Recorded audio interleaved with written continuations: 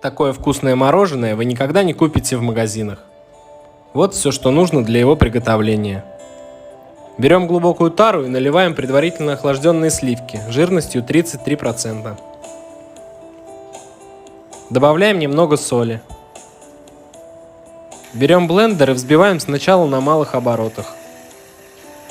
Через 5 минут увеличиваем скорость и взбиваем еще 3 минуты, пока пена не станет густой. Выливаем банку вкусной сгущенки. Добавляем пакетик ванили. Взбиваем все хорошенько блендером еще 3 минуты до состояния, пока пена не станет максимально густой.